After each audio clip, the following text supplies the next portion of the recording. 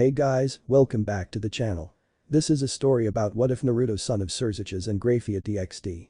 Before I start, please support for more amazing content and do consider subscribing to my channel and share this video with your friends. This is written by Ipputasai-sha Sen'nin and link in description and support writer. Let's start the video. Chapter 1. Prologue. An endless void. A place filled with a mix of iridescent colors in every direction. As if looking through a kaleidoscope. This is where he found himself. How he had found himself here was a complete mystery to him. Hell, he barely knew who he is. The only thing he knew that he had lived a fulfilling life before. Not the kind which was filled with riches and every desire fulfilled.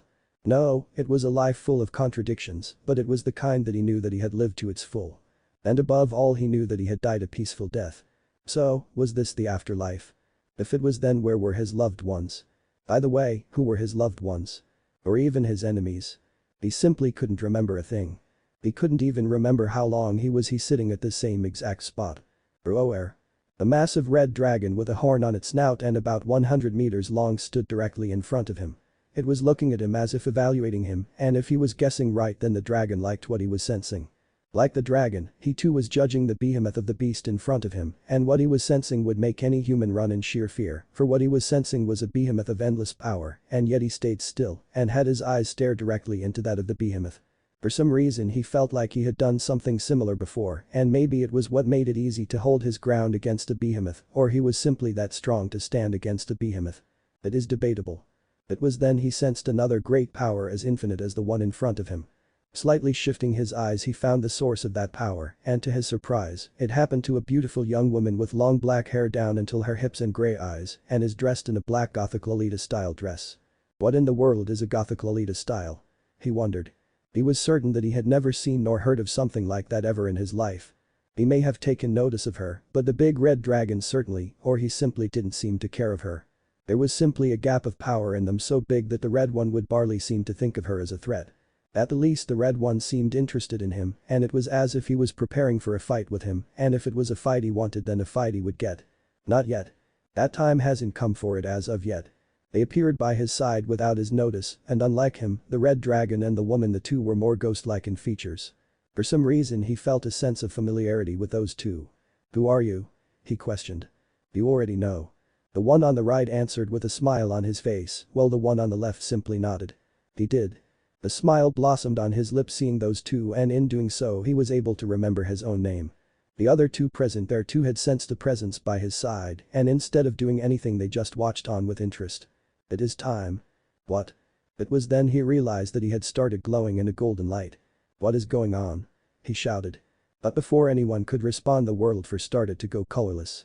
Wah. It hurts. The screams of Grayfia Lucifuge shattered the silence of the hospital in which she is currently admitted and the surrounding area. The reason of her screams was the very reason she was admitted here to begin with. "Ooh. I've never seen her cry out in pain like this before," muttered a really shocked and scared Sirzechs Lucifer as he stood by his wife and queen's side. Turning to look at the demon maid responsible to look after Grayfia, he questioned, "Do you really think she'll be okay?" "Of course. Grayfia-sama is completely fine, Sirzechs-sama. You are the Lucifer, so don't just continue to gape. This much pain would kill a man, but women are strong and can not only endure it but live through it," answered the demon maid. But this is Sirzechs tried to say something but stopped as he looked at his wife, and look of determination took his face as he spoke directly to her. "You can do it, Grayfia. You can do it, my son." The name of the child had been discussed a lot over the months of the pregnancy, and the name that was in the run is Milikas. "Ooh." Grayfia screamed as she forced her child to the living world outside her body. "I can see the head. Just a little more, Grayfia-sama." The demon maid spoke. "Do it, Grayfia." screamed Sirzechs. "Ooh." bellowed Grayfia as she gave a final push with all her strength. Wahhhh. Wah. The cries of a child reached the ears of the mother, and despite of her wary state, a smile blossomed on her lips. For the next few minutes a lot of things happened which she barely paid any attention to the going around, and her eyes only opened fully when her wailing child was placed next to her. "I finally get to see you, my son," muttered Grayfia. "The young boy born just minutes ago is a healthy boy with a tuft of crimson red hair, the same color as that of his father, and fair skin." Grayfia's hand gently brushed the cheeks of her newborn, and the instant her hand brushed his cheeks, his wailing stopped, and for the first time his eyes opened, and any and all wariness washed away. He had the same silver eyes as hers, but unlike hers, they were more of pools of silver that seemed infinite and wanted to draw her in just like a whirlpool would. No, not like a whirlpool, but a maelstrom. Naruto. Naruto Gremory. That will be your name, my beloved son, spoke Grayfia loud and clear. By her side Sirzechs simply lifted his brow at the odd choice of name, but as the mother of the now named Naruto Grayfia had every right to name him whatever she wanted, and if the toothless smile was anything to go by then Naruto seemed to love his name, the latter was a bit odd. Naruto Gremory it is, spoke Sirzechs Lucifer in a firm voice. Mwahaha. The evil laughter of a madman, no, a mad boy echoed the halls of the Gremory castle. The young boy has short crimson red hair spiked all over and silver eyes. He is dressed in a simple pair of black jeans and a white shirt, but if one were to look closely, then they would be able to see how rich the material for the clothing is. By looks he seems no older than 7 and is a healthy boy too. He is Naruto Gremory, the son of Sirzechs Lucifer, formerly known as Sirzechs Gremory, is the leader of the 4 great Satans who rule the underworld with the title of Lucifer, and known as the Crimson Satan and Grayfia Lucifuge, the wife and queen of Sirzechs Lucifer, the mate of the Gremory clan, and known as the strongest queen, and the silver-haired queen of annihilation. And currently the strongest queen was watching the very scene of her son running around the castle with maddening laughter echoing through the halls. The silver-colored eyebrow rose at that, wondering as to what was going on. Wait, Naruto. Don't you dare run away. We just want to play, Naruto-chan, so don't run away. Yeah, just a little game of how fire-resistant is Naruto. She didn't have to wait long as an angry horde of villagers came chasing the madman, or rather 4 angry girls were currently tailing Naruto. You will never catch me alive, shouted her son as he continued to dash away. Not again, she muttered. This had been almost a regular thing. Naruto running around the house with someone or something chasing him, and the reason for chasing their son was almost always seen on them. She still was trying to figure it out as to where Naruto got the love for pranks. Naruto loves to prank any and everyone, and it also didn't help that he is quite good at it. There is not a single devil save herself, and Lady Gremory, even his father and Lord Gremory weren't spared. There had never been a quiet day in the Gremory household since the birth of Naruto, and ever since he turned and started with the pranks a new chaos was born in the house. Not like she didn't enjoy it, she actually quite loved it. So, they are at it again. The familiar voice of Vanillana Gremory reached her ears, and turning around she found the lady of the house standing right behind her. Yes, she replied. The duo continued to watch as the 5 run circles around the mansion, sometimes in and sometimes out. The name Naruto really suits him, he is like a bringer of chaos, just like a maelstrom is, spoke Vanillana. She simply just nodded at that. There had been quite unrest amongst the members of the clan and others. They believed that a stupid name like Naruto did not suit the son of the Lucifer, and many names had been suggested over the years, but she had remained firm on the name she had bestowed on her child, and no one dared go against the strongest queen, especially when she had support of her husband, the Lucifer. Lord and Lady Gremory and Seraphol Leviathan, the latter supported because she found the name and the boy cute and to her liking, and had gone to call it love at first sight, much to her annoyance. I just hope that the next in line isn't like Naruto, commented Vanillana with a slight shudder. Instinctively her hands gently rubbed her pregnant belly, and she started muttering a chant she had devised months ago to see that her second son did not turn out like Naruto. Don't get her wrong. She loves Naruto, loves him above anyone else, but even she didn't have the patience and stamina to handle 2 Narutos running around. Shudder. That would be a nightmare. Oh, looks like the prankster is finally cornered. Her eyes turned towards Naruto and found him cornered by the very angry and annoyed girls. As his mother she should go to his aid, but she knew that he deserved what was coming, but still, will the girls really be able to extract their revenge this time? As a devil and one of the strongest in the underworld, she was capable of witnessing the small sphere of paper in Naruto's hand. What's he up to? Questioned Vanillana. They didn't have to wait long. Ninja art. Smoke bomb jutsu. The shout of Naruto echoed all over as he slammed the ball in his hand onto the ground, and on impact it exploded and released a dense smoke that covered everything around him. Mwahaha. The day you all catch me alive is still beyond your grasp, Mwahaha. The voice of Naruto echoed through the smoke, much to the annoyance of the girls, but when the smoke blew away, they were completely stunned to find Naruto nowhere in sight. Well, that is new, muttered a surprised Vanillana. Yeah, it was new, but for some reason she got a bad feeling of this. He is so small, muttered Naruto as his eyes lay on his newly born younger brother. Yeah, Milikas is small. Really, really small. Said Riaz as she stood next to Naruto. He is a newborn and all newborns are small, spoke Vanillana. Really? Was I small too? Both the children asked at the same time as they looked at their mothers. Yes, you were, replied Vanillana and Grayfia at the same time. You were even smaller if I remember correctly, added Grayfia as she looked at Naruto, whose face dawned with a look of horror. Naru-chan was smaller than Milika's-chan, haha. Giggled Riaz as she spoke, looking at Naruto. The look of horror on the boy's face turned more horrified and red with embarrassment. Say okay Sama, Grayfia and Samaria said with a look of interest on her face. When Naru-chan and I too have a child, will he or she also be small as Milika's-chan? Grayfia and Vanillana stared dumbly at Riaz, not knowing how to answer something like that. Meanwhile Naruto's face had turned completely red in embarrassment and more horrified if it was possible. The Great War was taking place within the walls of the Citri Castle. A war so great that it was going to rock the foundation of their very world.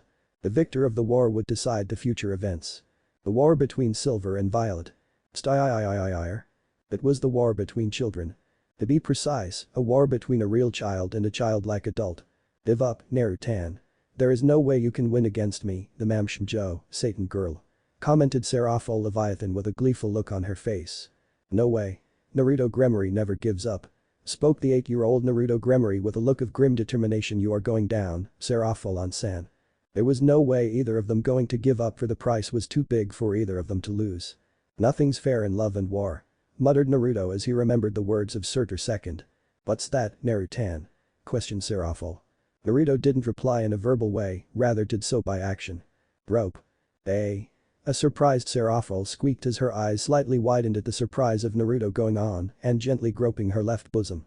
It didn't work, muttered Naruto. He had seen the eyes close or sometimes twitch in annoyance of his mother when his father played with his mother's boobs. Maybe he needed to something more. Roop. A moan escaped the lips of Seraphol as this time Naruto used both his hands to grope both her bosoms, or to be more precise, tried to smash them hard with his palm. I win. Exclaimed Naruto in extreme happiness as Seraphol blinked as he squeezed them both and put force in his squeeze. That's cheating, Naruto. Spoke Seraphol. Nope, it isn't. Surtur taught me that everything is fair in love and war, and this was our staring war, replied Naruto with a very big smile blooming on his face. You uttered Seraphol in a defeated tone. I guess you win the prize. Slowly their heads turned to the side where a very scared and horrified Sona Citri was tied down on a chair. Neither liked how Sona had started to completely focus into her books and was getting more and more serious with day-to-day life, and so they had taken upon themselves to see her back to the fun side. It was for this reason that Seraphol Leviathan and Naruto Gremory were having a staring contest, and seeing that Sona wasn't going with their plan, they had to see that she did so, and so had her tied down to the chair. So, are you ready? Questioned Sirzech's Lucifer as his blue-green eyes stared into the silver eyes of his 10-year-old son. Indeed I am. Exclaimed a very excited Naruto as he took on a fighting stance. Then, let's begin. Said Sirzech's. Just as those words left the lips of Sirzech's, Naruto charged his father with everything he got. Most devils relied on magical skills, and it was truer for those of pure lineage, and such a majority of the pureblood devils are wizard type. Sirzech's Lucifer was no different from the rest and is a wizard type, but that did not mean that he isn't good at hand-to-hand combat, and so he easily blocked the overhead jump kick from his son. Naruto was more into hand-to-hand combat than using spells. Holding on to Naruto's leg that he caught, he flung his son at some distance. You'll have to do better than that, spoke Sirzech's as Naruto steadied himself on his feet. I guess I will have to, replied Naruto with a big grin stretching his lips, and with that charged Sirzech's with newfound vigor. And from there on began the intense hand-to-hand combat, or at least Naruto was going at it with full intensity, while Sirzech's simply defended or backhanded the moves of Naruto, slapping him away at some distance.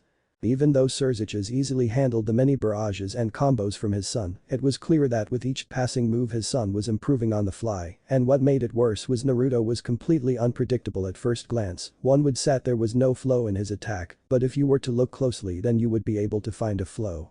He is not one of the 4 great Satans and given the title of Lucifer for show, and so he was quick to predict the flow, but Naruto was quick to adapt and changed his movement. Clamp. The sky drop spinning kick to the temple of Sirzech's was blocked by the Satan in his firm grip, and before Naruto could react or follow up, the younger devil found himself flung across the yard. Thud. The young devil went on to crash into a nearby wall, and the force behind his throw had him break through the wall. But something as a crash through a wall wasn't going to stop Naruto, and the young devil was quick to stand up, and as he stood, half a dozen of orbs of demonic energy and the size of oranges formed around him. Pushing his right hand in the direction of his father, the orbs around him rushed at the Satan. Boom. Boom. Boom. Boom. Boom. Boom. Magic Bullet, one of the basic techniques taught to all devils and one of the easiest to learn. The technique involves formation of a sphere of one's own demonic energy, which when shot forth on impact, brings forth an offensive energy blast. Even if it is one of the basic techniques, it is still considered a powerful technique, especially when wielded by those with high level of demonic power, and Naruto Gremory fell into such a category. He is really growing at a rate that I can no longer perceive, thought Sirzechs, as he eyed the blast radius of those magic bullets. None of those attacks had touched him, nor were he even in their blast radius, as he had with ease deflected them away. Sirzechs' danger senses suddenly kicked in, and he quickly avoided the incoming attack from Naruto, but he hadn't completely been able to avoid it, as his left sleeve was grazed by Naruto's attack, and it was disintegrated to nothingness. The power of destruction, a type of demonic energy that grants the user explosive attack power to annihilate things. It is the power that Sirzechs inherited from his mother, who was formerly from Bale clan, from where the power originated, and through him it was passed on to Naruto. But to find Naruto compress a large amount of power of destruction in his right hand and was thrust at him as if a spear. That's deadly, muttered Sirzechs. He didn't think that even he could remain unscathed in his current state. Naruto couldn't hold that much amount of demonic energy compressed for long, and so it whizzed away the second after he was able to gaze his father. Slam. And before Naruto could react, his father's feet connected with his mid-torso and sent him flying. You really have grown into quite a devil, so I guess I should take this a bit serious too, spoke Sirzechs and was awarded with a big grin from Naruto. Naruto was one of the few devils that had been graced by great power since birth, and over the years it had become quite easy to see that it was not just power that he possessed, but immense talent too. At the mere age of 10 he was considered as a once-in-a-century genius. Some had even gone on to refer to him as the second coming of Sirzechs Lucifer, his father. Then the fact that he had come to inherit the power of destruction, a hereditary power which coursed through the line of Bale clan, with only Sirzechs Lucifer, Rias Gremory and Naruto Gremory inheriting it outside of the clan, and that too because as the former two are the children of Venelana Gremory, who was Venelana Bale before marriage, and the latter inheriting it from Sirzechs. I am not done yet, replied Naruto as a magic circle formed in front of his outstretched right palm, and a dozen of orbs the size of basketballs made of the power of destruction shot at Sirzechs. For the first time in the entire fight was Sirzechs actually forced to move, and it was not because of the strength of the move, but rather because of its unpredictability. The orbs that Naruto had conjured did not pack as much as power as that stabbing attack did, rather it was the orbs' unpredictability and control that Naruto held over them had Sirzechs force into movement. You truly have grown, Naruto. Applauded Sirzechs mentally as he unleashed a bit of his true power, and within the next seconds all the orbs advancing towards him simply vanished. Why do I have to dress up? Questioned a very irritated Naruto. Because we are heading for a very important meeting and it is necessary that you be at your best, commented Grayfia as she straightened her son's clothing. I am always at my best, commented Naruto with a smug look on his face. Shiver. Naruto's smug look quickly turned into that of horror as a single look from his mother made him shut up. You will behave, spoke Grayfia in a strict tone, and was pleased to see Naruto nod in understanding. A lot had happened in the past 12 years since Naruto had graced the lives of her, Sirzechs and the Gremory family, and it had literally changed their worlds in a more positive way. He along with Rias had become the new stars of the Gremory family and helped bridge the small gaps in between the family. Naruto is also responsible to bridging the gaps between the Gremory clan and some other big clans whom they had a bad relationship with. She didn't know how to put it, but Naruto had a certain kind of ability that attracted people to him and has sort of an amazing charisma that allows him to change the worldly views of others for the better. Sirzechs jokingly called it a unique power that Naruto seemed to be in possession, even by the Gremory standards. But everything wasn't as okay as Grayfia wanted it to be.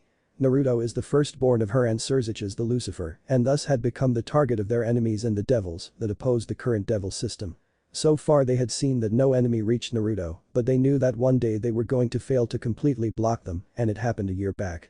They had got news that their youngest son was being targeted and as such had concentrated all their power in protecting Milikas, and thus the security of Naruto had slackened and the intruders made use of it and attacked him. When the news reached the ears of Sirzechs, she had first time in years since the war had seen Sirzechs that angry, so much so that she was certain that even people at the other end of the underworld had felt their Lucifer's anger. At least tell me where we are going. Questioned Naruto. As far as he knew there was no official party he had heard of. To the main house of the Ageres clan, was the reply of Grayfia. So, are you ready for your big day? Questioned Sirzechs. Indeed I am. This will bring one step closer to you. Replied Naruto. It is his dream to one day surpass his father and become the greatest and strongest devil. So, have you decided on what kind of members you would want on your peerage? Questioned Sirzechs. Indeed. Not only they have to be awesome, but they also have to have big boobs, youch. A fist planted on Naruto's head courtesy of a very annoyed Grayfia. Please behave, Naruto-kun. You are representing the next generation of Gremory family and are the son of the Lucifer. Such uncouth behavior does not suit you, spoke Grayfia. But if I don't get the big one, someone else might get them, replied Naruto with a dreadful look. Which? Grayfia was really regretting having sent Naruto to the human world where he had picked some habits that did not suit the Eren line of the Gremory clan. Now Naruto, a peerage is more important and getting a team full of big ones will not help your cause, spoke Sirzechs in a serious tone. Grayfia nodded at that and was happy to know that her husband was actually good for something. But Sirzechs wasn't finished as he continued, you have to have variety in your peerage and so you have to not only go for the big ones but also the small and medium-sized ones. You should also look for a variety in height and also in personality, you definitely got to have one of those tsundere type, bookworm type and shy types in your peerage. Only then can you say that you have a true ha peerage. Yeah. You are right, OTM-san. Thank you for the advice. Replied Naruto with great enthusiasm and deep gratitude. Shiver. The father-son duo started shivering, not only in fright but also at the sudden cold that seemed to descend around them. Slowly they turned to face the third member of their little family and what they saw made them shiver more, an angry Grayfia was never a good sign. So, finally the day has come, ha, commented Ajuka Beelzebub as his eyes looked at the Lucifer family standing in front of him and then his eyes trained on the oldest son of his childhood friend and rival. I had been waiting for a long time for this day to come. I was too, Beelzebub-sama, replied Naruto Gremory. He was simply lost for words. He was in no means seeing a well-behaved Naruto Gremory as such a thing simply did not exist. This has to be an illusion. Some kind of trap by the Chaos Bringer. He quickly flared his power to search for any illusions or traps, which was simply impossible to not be noticed by the Lucifer family. See, even he finds me acting like that completely unlike me, hell, he even thinks I am up to something. The voice of Naruto caught his attention and seeing the boy's eyes directed in the direction of Grayfia the entire situation. Naruto must have probably angered Grayfia.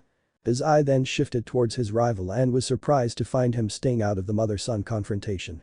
And by looks Sirzechs too seemed to have aggravated Grayfia further. No one would expect the family of the Lucifer to be like this, a father who had his childish moments, a strict mother who wanted everything perfect but failed at it, and a son who was more trouble than he looked. I really hope that young Milikas don't turn out like his elder brother did. That will be the end of any peace in the underworld. The young child in question was silently sitting in the embrace of his father and intently seemed to watch his mother lecture his older brother about customs, etiquette and positions. Finally the long lecture from Grayfia had come to an end and he had finally got the Lucifer family into the room where the procedure for a high-class devil to obtain the evil pieces. There in the middle of the room was a large and intricate magical circle and in the midst of the circle were floating a set of chess pieces. You know what to do, don't you? He questioned as his eyes turned to Naruto. Iridi just nodded and walked into the circle and stood right in front of the king piece. It begins, he muttered as he watched Naruto flared his demonic power and brought it forth, connecting it to the king. Percent, number dollar percent, number plus dollar. The demonic words flowed out of the lips of Naruto in the form of music and the ritual truly began to have the chess pieces go through a transformation and become the evil pieces. It wasn't a long process, but to those watching it felt like an eternity and with each passing moments their eyes continued to widen. Interesting. He knew that Naruto Gremory was a strong child and had a potential to become truly great, but he was certainly not expecting to something this grand. Now I am really looking forward to his growth and the peerage he will have over time.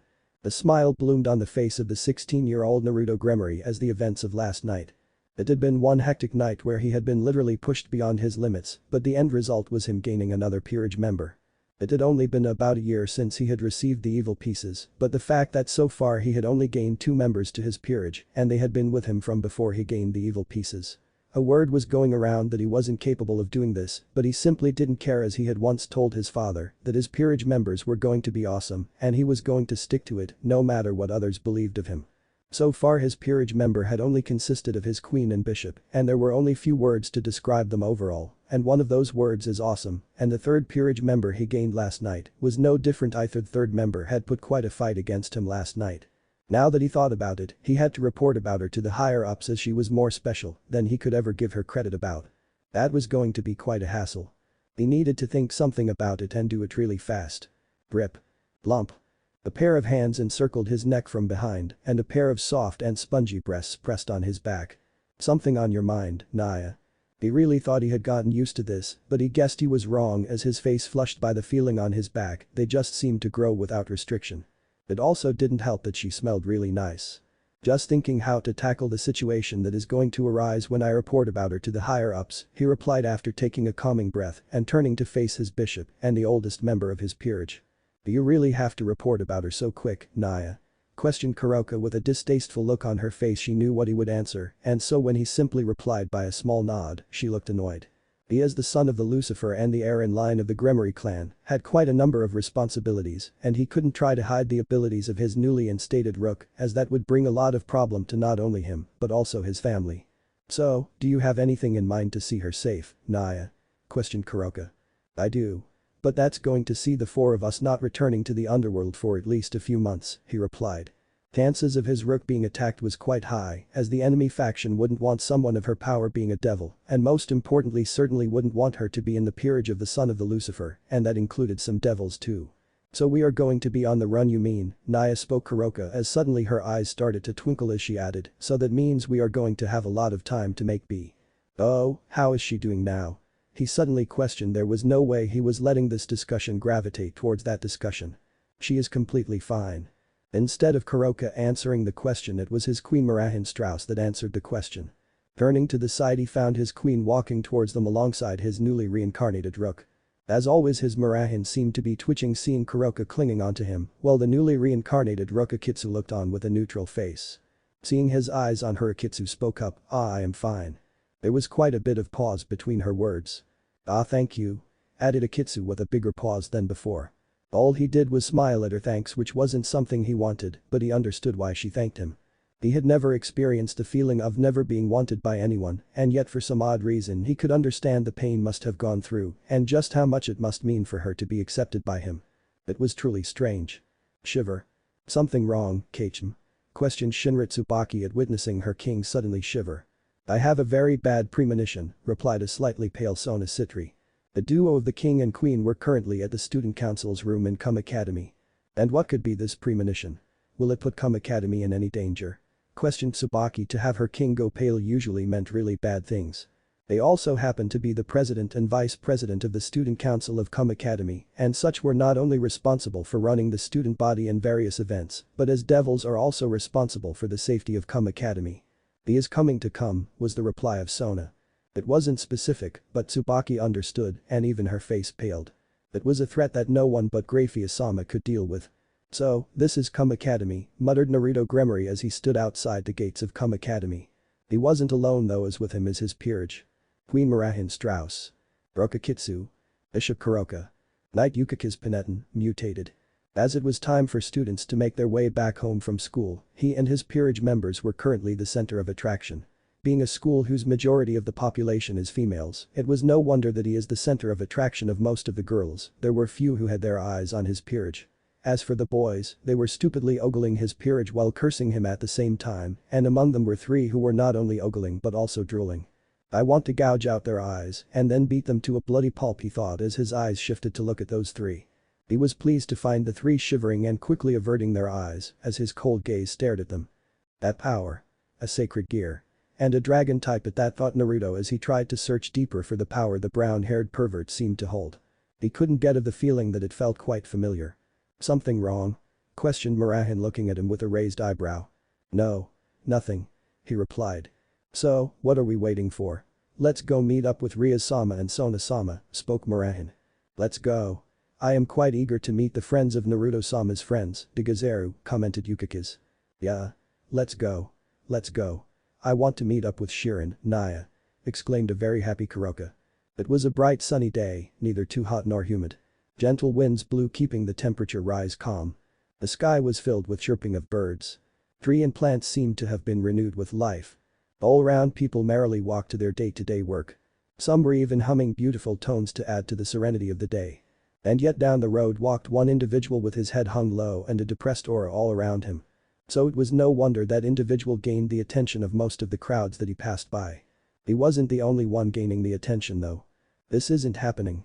The scream of the redeed pierced through the calm and serene morning. Introduce yourselves. The teacher spoke and made way for the new transfer student to take the spot. Buzz was going around the academy since the morning about new transfer students joining Academy. It was rare for the academy to have any transfer students, and the news spoke of not one, but 4 students was certain to create quite a buzz, and it did.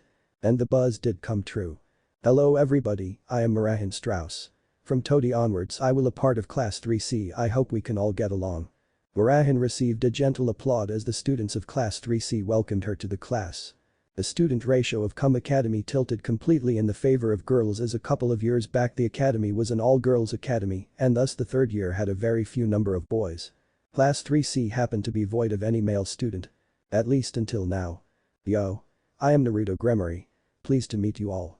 Naruto didn't receive the same kind of applaud and welcome as Marahin received.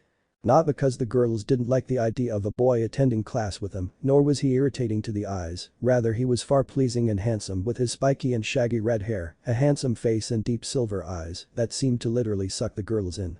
And yet he wasn't receiving the welcome as Marahin, simply because all eyes turned from him to Ria's Gremory and back to him. They have the same last name, one of the girls muttered. Are they related? Or is it just coincident? Muttered another girl. They look a lot alike, you know, commented another girl. Are they twins? Wondered another girl out loud.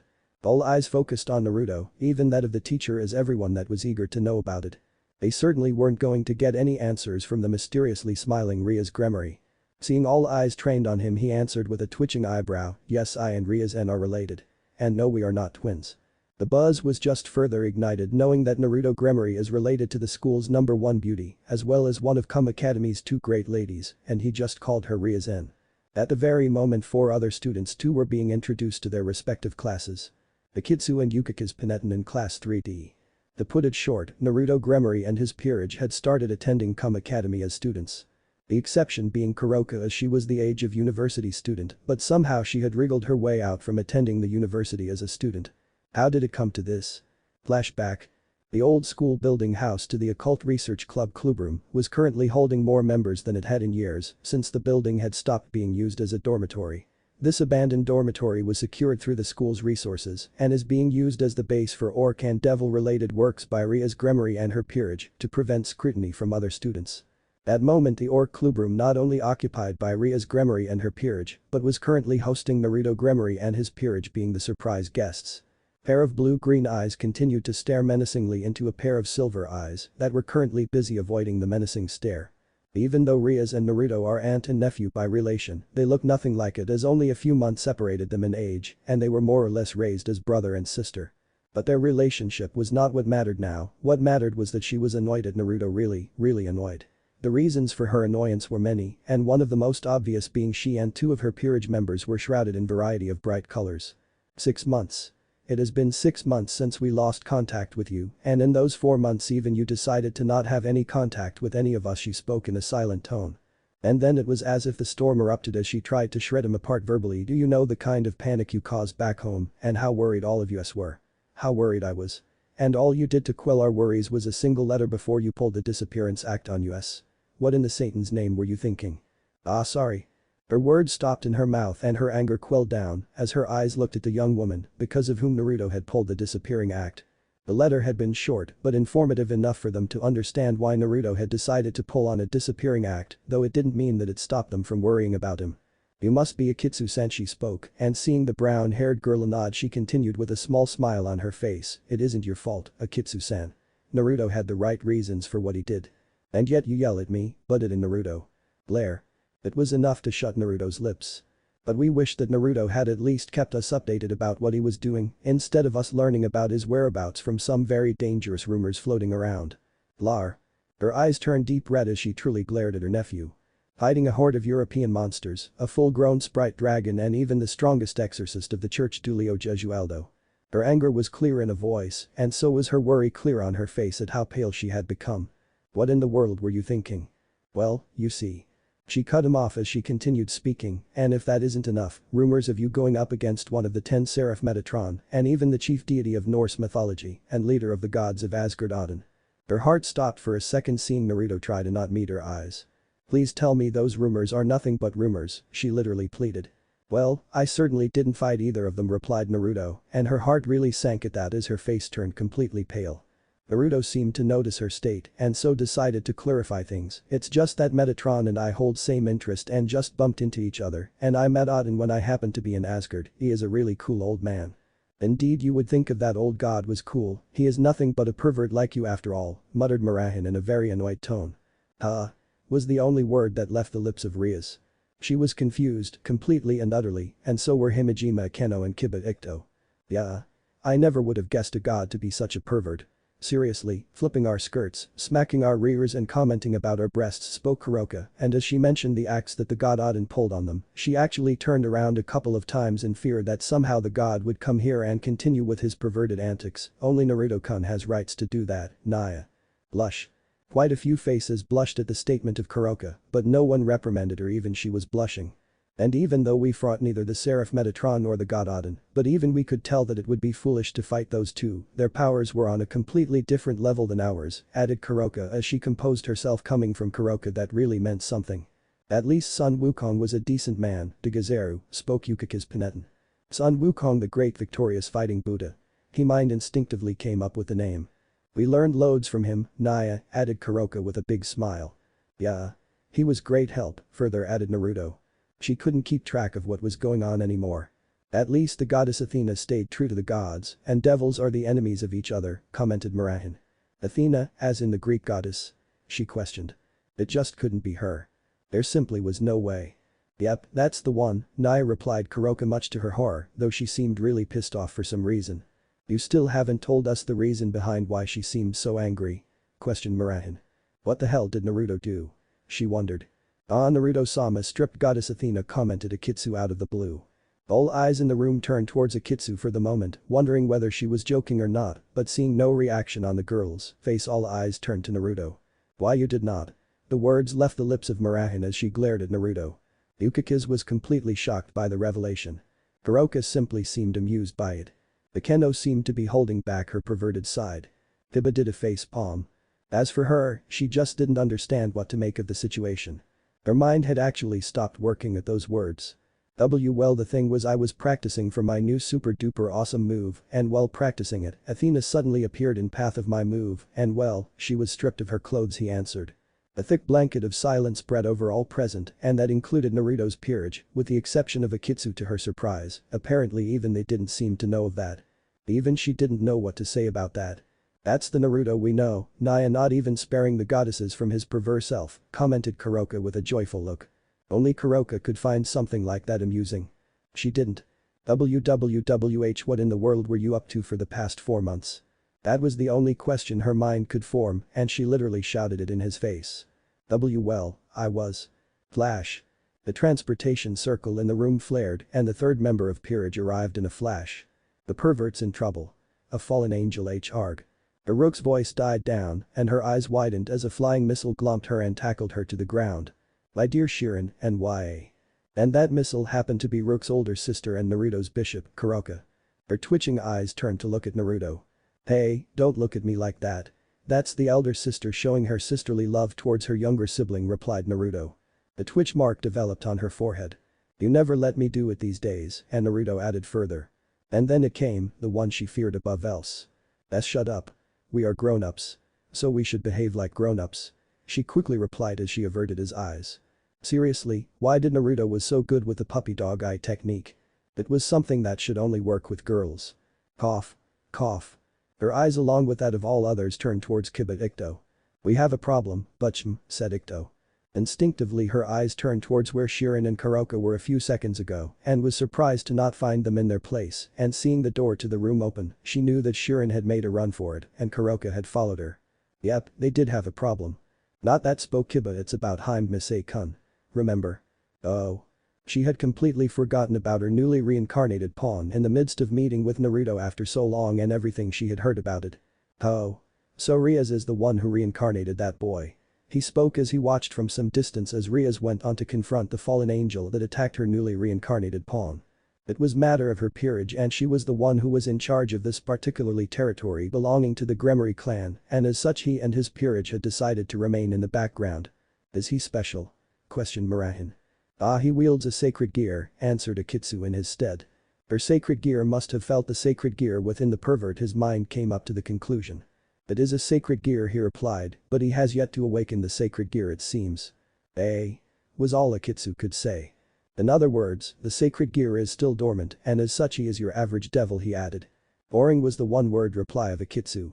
"Maybe, but he is going to be powerful in the coming future," he replied. "And what makes you say that?" questioned Murahin. "A sacred gear simply never determined the power of the wielder. Because that's no ordinary sacred gear. That's a dragon type and the longinus to boot," he replied. Two pair of eyes widened at his reply. There were only two type of dragon-type sacred gears that were considered as one of the 13 longinus. One is the divine dividing, which has the spirit of Albion sealed inside it, and the other is boosted gear, which has the spirit of Drake sealed in it. The current wielder of the longinus divine dividing happened to be Vali Lucifer, and so that left the boosted gear. Who would have thought that I would come across the wielders of those two sacred gears in a matter of few months, he couldn't help but wonder. But above all, Aria's end to gain a longinus user in her peerage, this is going to turn interesting. With him, Riaz, Murahin and Akeno working on the wounds of Haim Misei, it didn't take much long to heal the boy, and with him healed, he was deposited back to his home with a note from Riaz. It stopped Riaz from taking any drastic measures to heal the boy's wounds. With their job done, Riaz and their groups quickly headed back to the Orc Clubroom. The only ones currently back at the clubroom were Shirin, Kuroka and Yukikiz, and with Kuroka and Shirin being in the same room, Riaz was really worried about her young rook. He had left behind Yukikiz with the sole reason to keep an eye on Kuroka, so that overexcited cat didn't go overboard with her love for Shirin. No one could control the cat, but at least he was certain that Yuk Plus would try to hold her back. It didn't take long for them to return back to the clubroom. Transportation circles were simply best when it came to going from one place to another. But returning to the clubroom, the sight that greeted them made his face turn pale. There, tied by a rope in the middle of the room, was Kuroka with Yukikiz at one corner trembling in fear. "Shit. I am doomed," he thought as his eyes lay on the face of the person behind the situation of his peerage. He had to make a run for it. Or else he was simply a goner. "You are not running away anywhere, Naruto Gremory." The cold voice of the one behind the coldness penetrating the clubroom and his soul reached his, and before he could activate his transportation circle, magical ropes appeared around him, bound him and dragged him to his captor. "I am so dead," he couldn't help but mutter. Silver eyes as cold as hell stared into his silver ones and spoke, "That you are, you utterly imbecile son." Gulp. But K-san." "No buts," the cold voice of Grayfia spoke as she glared at him. He was quickly joined by a bound Kuroka, who were already bound to begin with, and Murahin. His remaining peerage had already scooted in one corner away from Grayfia Lucifuge that currently had him their king, Murahin the queen and Kuroka the rooks bound and under her thumb. This were the very three that they had fearlessly fought off a goddess. They seemed like that they wanted to help, but the sheer terror they must feeling seeing an angry Grayfia Lucifuge for the first time in life was sure to get over their response senses. His K-san is just that awesome baddest devil that no one could defy. She even had the current Lucifer trembling in fear when she was angered, and that was no easy feat. "Now, if you ever want me to think of releasing you, Kuroka and Murahin out you're bound, then I hope you have a good explanation of your various exploits you undertook over the 6 months that I have seemingly heard floating around," spoke Grayfia as her eyes drilled hole into his. Gulp. He was doomed. There was no way was he going to be able to explain the reason behind his many exploits, of which most simply had no reason to begin with. Present.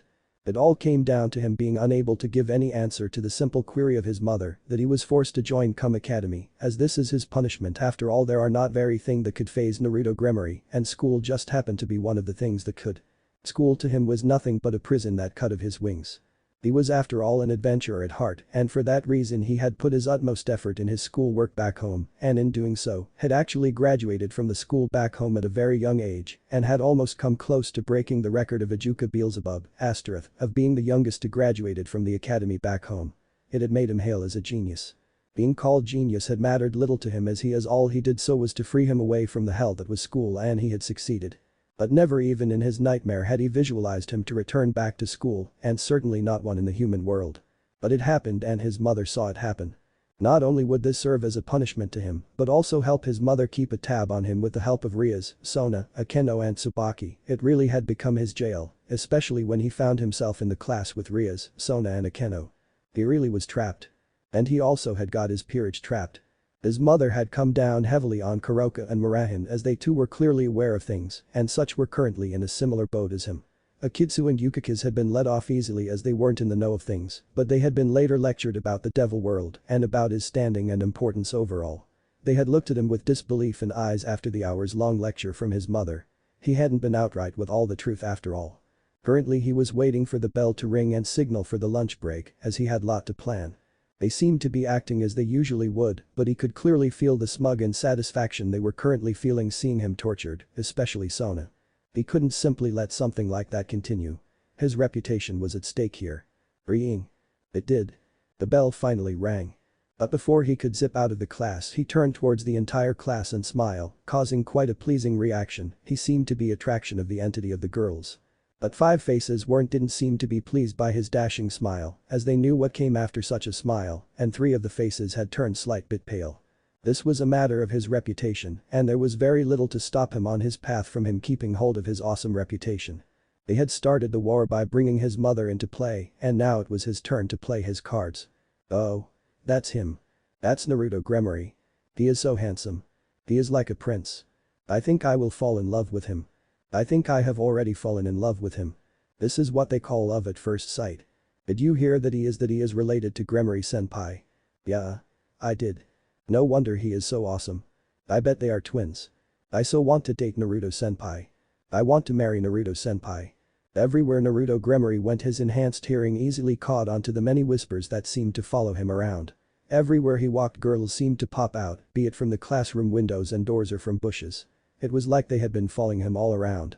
Fangirls, the beings that blindly followed around, mostly good-looking and successful people. They existed everywhere. It mattered not if it were the human world or the underworld or even the heavens, their existence marked every corner of the living world. He too was not spared from these beings. He is the son of the Lucifer, heir and line of the Gremory clan, a certified genius, a young and powerful devil, and above all his super good looks had earned him a large number of fangirls back home. He had his fair share of dealings with his fangirls over the years and yet never in his life knew how to tackle them. He always had Rias or Mira to deal with them, asking Akeno or Kuroka to help was as simple as giving oneself at the mercy of those fangirls. But still, to think that he would be peeped followed on by fangirls on the very first day to the academy was completely unexpected for him. No humans here knew of who he truly is made it utterly astounding. Yes, good looks really do account for everything, he muttered. Naruto-kun. The voice of Kuroka reached his ears, and before he could react to it the missile name glumped him. Glump. Ah. This wonderful feeling. He simply lost himself every time he felt those marvelous and perfect orbs. It is so good to finally meet you after so long, Naya. Spoke Kuroka as she snuggled more tightly onto his from behind. We were together this very morning, Kuroka, and even walked to school too. Wait. What are you doing here at the school? She was supposed to be at school. Me being at school is just a minor detail, Naya, so forget it, spoke Kuroka. It was anything but minor. But he wasn't one to care. On the contrary, this made his job of plotting his first move much easier. He would make them pay for making him join a school. It didn't just felt like a prison, but it even felt like an eternal one too. And this just happened to be the first half of the first day. Yahoo! Naruto-sama. And this time the missile came in the form of Yukaki's Pinetin. Lop. Ah. Yuk Plus is certainly not behind Kuroka in any means. Hers have their dimension and awesomeness of their own. To be a part of a human school, Yukaki's had to hide her ears and tails, and it really irked him. The ears and tails was that which gave Yuk Plus her unique identity. Oh well. She is still drop dead gorgeous and she is mine. Wahaha. School seems interesting, Degazeru. Commented Yukaki's as she untangled herself from him. Maybe he was just mishearing Yuk Plus, because there was no way school could be an interesting place. It is. And I am certain that you will love it, Yuk Plus, spoke Murahin as she approached them. It is also a fundamental of life to attend school. Yeah, a boring fundamental, commented Kuroka, to which the others decided to pay no attention. He did and was pleased to have Kuroka on his side. I learned a lot, commented Akitsu. The look of utter grimace was plastered on his face as the four started to talk about pros and cons of being at cum. The look that was mirrored by Kuroka. Seriously, how could anyone think that they could actually have fun at a school? Silver met yellow. Blurg. And they had their same reaction. Glare. And also were target of the glare of the girls. Cough. His eyes and that of the others turned to look directly at the very stern face on Citri. Gremory-san, please refrain from such blatant show of affection. This is a school and not a park, spoke Sona with a cold and stern voice, enough to have Azuki and Anne back off a bit. Now that he looked around, they were indeed the center of attention, and all around everyone seemed to whispering about them. Sona's eyes shifted to look directly at Kuroka as she added, you are not supposed to be inside cum, as you are not a part of the student body or staff of cum academy, Kuroka-san, so please refrain from breaching into the school ground and such uncouth actions. "Oh, Sona-chan is angry with me?" Naya questioned Kuroka as her eyes started to sparkle. "Is it because Sona-chan wishes to do what I am doing and is just waiting for her chance? How eki of you, Sona eki." The face of Sona had twisted into a mask of anger, embarrassment and something more. It was a face out of a comic book.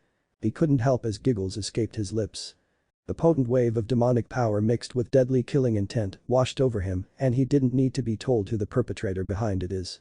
The school had ended quite peacefully than Ria's Gremory had imagined it to, which honestly surprised her because sparks were always set when Sona and Naruto in the same place, though she did hear some flying rumors of the confrontation between the two. But currently she had other things to worry about, and that being the perverted eyes of Haim Misei that seemed to be focused on her and Akeno's chest. She had explained to the boy the situation he was in, and the boy had readily accepted his fate when he learned that he could in a sense have his own harem if he could make it to the rank of a high-class devil. He even had a sacred gear as she imagined, but not the one she had thought he was the wielder of. And this was why she was wondering whether she had made the right choice or not by reincarnation as a devil. But now there was no going back, and as such, she had to deal with a pervert who had no qualms at openly staring at her and Akeno. She had nothing against Issei staring at her with perverse eyes, nor did she think that Akeno would make a big deal out of it, as both were used to this kind of behavior from most males they had come across, and someone whose reputation was that of a pervert it was to be expected. But that didn't mean that she had to like it. Issei did not hold the sacred gear she had thought he was housing, but he was still a sacred gear user, and now reincarnated as her pawn is the part of her family and her responsibility. She wondered if she should let him meet up with the other devils in their peerages, but decided against it. It was better for him to get some experience as a devil to begin with, though she didn't think that she could stop Naruto and his peerage getting acquainted with Issei. The things sorted out with Issei, she headed back to her home and hoped she found it in one piece because she was currently housing Naruto and his peerage, and if they got in the party mood then they turned out to be one of the rowdiest bunch present. "You're late, Riaz." Link. The one to greet her was certainly not a person she expected to be at her house. "What are you doing here, Sona?" She couldn't help but question. "Being the host of the party that you and I are hosting," said Sona. Before her mind could process she was dragged inside the house. "Welcome. Naruto Gremory. Murahan Strauss, Kuroka, Akitsu and Yukaki's Pinetin." "You are late," Riaz spoke Naruto as he welcomed her into the living room. A host should never be late to the party. "What's going on here?" She couldn't help but wonder. Now, Naruto-kun, give Riaz-chan some respite," spoke Kuroka as she came into view dressed in a black party dress, a very rare sight. She doesn't even know she is hosting a welcoming party for us." A shade of red adorned her cheek at hearing those words. She had planned out for a welcoming party for Naruto and his peerage, but dealing with her new pawn had made her completely forget about the party she had intended to host. The brown-haired boy and his perverseness was too much to handle for even her. But she was quick to regain her composure as she spoke out loud, "Then what are we all waiting for? Let's enjoy the party." And thus the party got into full swing. The party during the night had gone at full swing and everyone present had a hell of fun, even the usually strict Sona or the forgetful Akitsu. The party continued well into the night and even though they had school the next morning, no one seemed to matter as they were all devils and the night was their garden and it rejuvenated them. They also happened to be physically stronger than humans and thus a night or two without sleep didn't affect them as much as it would to a normal human. The peerages of Sona and Riaz too were present at the party, with the exception being Gaspar Vladi, Haim Misei and Saji Gensherm. Saji from Sona's peerage had a contract to fulfill that very night and being a recently reincarnated devil, it was best for him to fulfill the contract to increase his ranking and power. While Haim from Riaz too had been recently reincarnated and just today was brought into fold by introducing him to the supernatural world and his status as a newly reincarnated devil, and thus was decided to keep him away from the party for tonight as it was best to let him slowly integrate into their world and no one also wanted to have a pervert like him in a party where there were so many girls. And finally Gaspar from Riaz peerage was still sealed away because his very little control over his power and he too seemed to enjoy his solitude much to Riaz's dismay. He still quite well remembered the shock on the face of most of Sona's peerage, who he happened to be meeting for the first time, when Sona introduced him to them. Meeting the son of the Lucifer out of the blue was certainly none of them seemed to have anticipated. With the party finally dying down around the time it was almost close for the sun to rise in the horizon, he had found himself on the rooftop of his new house, which he would be staying at while he was in cum. The only ones currently remaining in the house were him, his peerage, Riaz, Akeno and Kaneko. The latter two had been forced to stay behind by Riaz and Kuroka respectively. The night was the time when those of the devil's race felt the most rejuvenated and powerful, and he too was no different. But the allure of the night to him was nothing compared to the allure of the moon, and it was in the light of the moon that he felt the most powerful. Even though born as a devil to two pureblood devils, he always knew that he was different from most of the devil race, or rather he even though being a devil felt like he wasn't one. To begin with, he was born with powers far greater a child his age should have already, making him stand out amongst the devil race. And if that wasn't enough, he was even born with skills that weren't natural to devils. He not only is able to use chakra, the aura that is the great original power that flows into one's spirit, but was also a natural at Senjutsu, made him one of a kind devil. The ability to use chakra and being natural at usage of Senjutsu was something limited to only a few races, and the devil race certainly wasn't one of them. And as always, he found himself staring at the moon, which had decided to rise around the same time as the sun did. "There you are, Naruto." The voice of Rias reached his ears, and turning around he found his elder sister figure hovering behind him. "Watching the moon again?" she questioned. "Yes." He spoke, and then patting the area next to him he added, "Care to join Rias in?" Within seconds Rias glided herself down to the seat next to him, and for once he really cursed himself for allowing himself to join Rias him in his lone time. Not because he didn't like her company or the likes, rather she happened to be the person he was the most close with, as they had spent most of their childhood and early teenage years in the company of the other. But the reason for him cursing his lack of thought before inviting Rias to join him was not chewing on the state of dress. Rias was never one to care about her state of her dress while around those she trusted, and as such, it wasn't odd too for him to see Rias in various state of undress and dress that barely could be called modest. They even continued to bath together while they were children and continued into their early teens. It was only when puberty hit the two that such activities became less and less, as he started getting reactions whenever he saw Rias naked or some weird half-dressed indecent state, and it didn't help as Rias had hit quite a growth spurt and her womanly features started to grow at an abnormal rate. The current Rias was the dream of all and any man, and that included him too despite their relation, and thus her sitting very close next to him in a white shirt that was too tight around her chest and a pair of black panties. Not the right choice by him. And such a silence followed as Rias took the seat by him. "I am surprised that you actually decided to stay behind and join," spoke Rias after some minute of silence between the two. "What about your grand adventures? And the many things you wish to learn?" "I would have loved to be out there, but I don't think K-sen would allow me to gallivant all over the world after my recent escapades," he replied. "True, but you didn't protest as much as I expected," she replied. "I know, but I didn't think any of my protest was going to work," he replied, and then his eyes shifted slightly to look at the girl next to him, "and the idea of spending some time with you is a major plus, and add Sona and Akeno into the mix, and I am certainly not complaining." "Jew." It was sudden and swift that he had no time to react as the soft and moist lips of Rias kissed his right cheek. "WWH, what are doing, Rias?" and he stuttered out the question with a very flustered face. I was touched that you preferred spending time on Chan than gallivanting all over the world," she replied with a beautiful smile blooming on her face. "Okie dokie." She really could have him react with a single smile. But you didn't have to kiss me," he stuttered with a red face.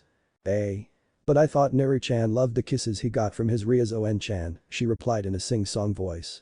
That was when I was a sea child, and now I am a grown-up man now," he stuttered out. "Oh, is the big bad Naru-chan flustered by the kiss of his Rias On-chan," she continued in the sing-song voice. It's nothing like that," he almost screamed. Seriously, if there was one woman girl that could get him this way, it unfortunately for him happened to be Rias, and it further didn't help that she knew him inside out. "Ah. I see. You're grown up and so your preferences are grown up too," she spoke, and then turning to look directly at him. "Okie dokie dokie dokie dokie dokie." His heart was beating as if drums were being played by a rock artist. Slowly with puckered lips she approached him. "I guess that means it has to be a lip kiss." "WWH, what the arg?" Thud. It was really a good thing that he is a devil, or the fall from the rooftop would certainly break a few bones in the body of the rooftop. Which? Veins popped on his forehead as his eyes caught the sight of a giggling face of Rias.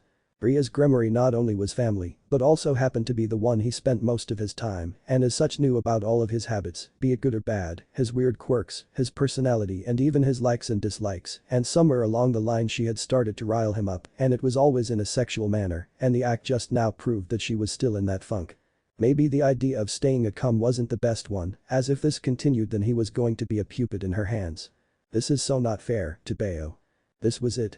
This was going to be his grand opening on his path to becoming the harem king. Yesterday he had been asked to come to the Occult Research Club's clubroom by Kiba Ikto, and knowing the members of the club he had been quick to make his way to the clubroom alongside the Prince Charming. There was no way he was going to not respond to the co-org president Ria's Gremory. She was one of the hottest and the bustiest babes around. Himejima Keno also happened to be the member of org, giving him another reason to go to the club at the call of the president of the club. It was then that he learned truths that he did not want to believe, and yet they made perfect sense. It also explained his newfound physical prowess, and that what he believed to be a dream was certainly not a dream. He had been killed by his ex-girlfriend Amano Ikma. He had been resurrected back to life by Ria's Gremory, but not as a human but a devil. He also learned last night that Ikma-chan happened to be a fallen angel, and she had decided to date him and later killed him because he was in a possession of something called a sacred gear, also known as God's artifacts or items with powerful abilities bestowed upon humans by the original God from the Bible. His sacred gear looked like a red gauntlet that covered his left arm and is equipped with a flashy-looking object. It looked like a very fine and realistic cosplay item. The part that covered the back of my hand has a gem-like object embedded in it. Actually, it looked more like a jewel instead of just a gem. It looked like an item the likes of something Henshin heroes use.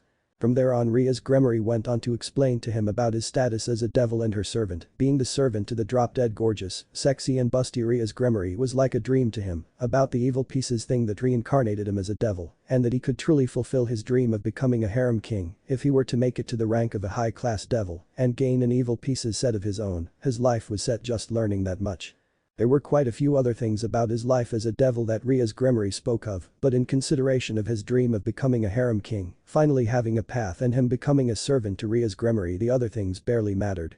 The day was his true beginning as a devil and he wanted to make full of it, and maybe if he gave it his all as the servant to Ria's Gremory, he may be given a chance to see those heavenly orbs or even be allowed to touch them.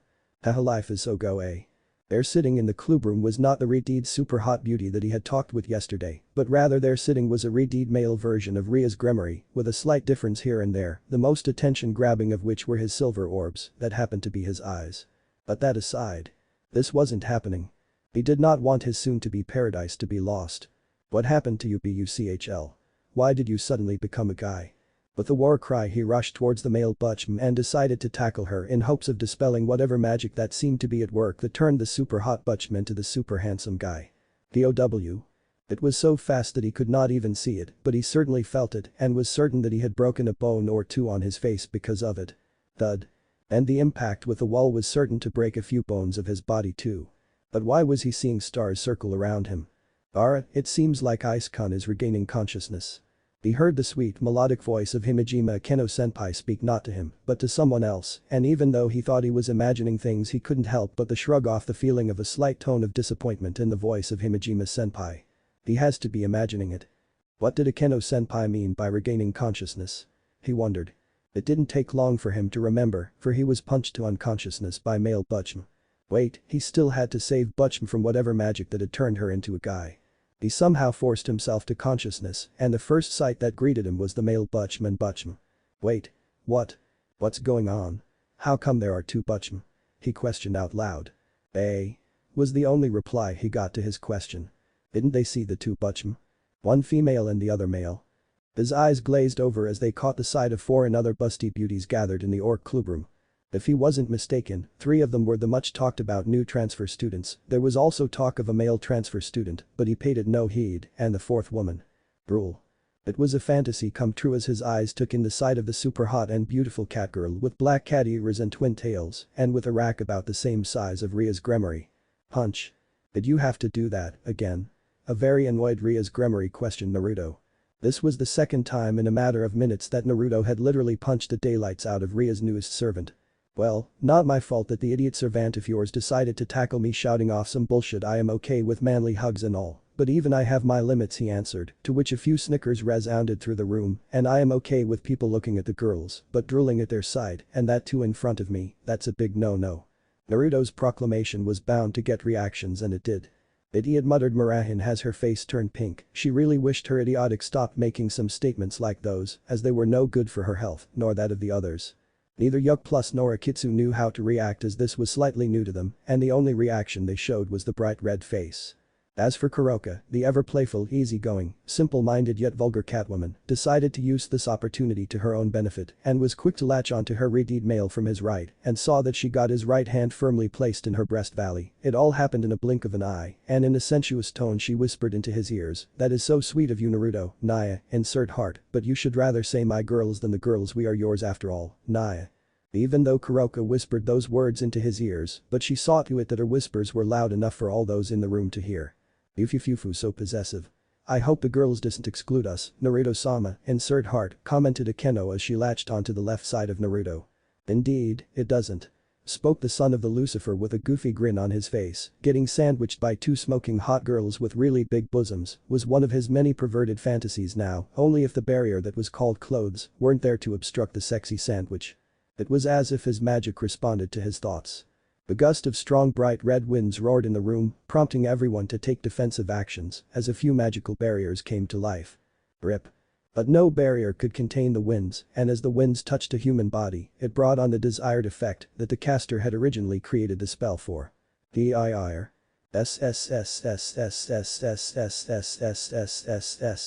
Ahihi, this is paradise. The perverted giggles of Naruto resounded through the room at the sight of the girls in their birthday suits as his super spell he created some times back vanished all clothes of the girls' bodies. Shirin had been quite helpful in punching Issei, who seemed to once again regaining consciousness, out of the room through the window and back to the land unconsciousness, while Kiba Ito did the honorary thing and simply used the teleportation circle in the room to teleport away.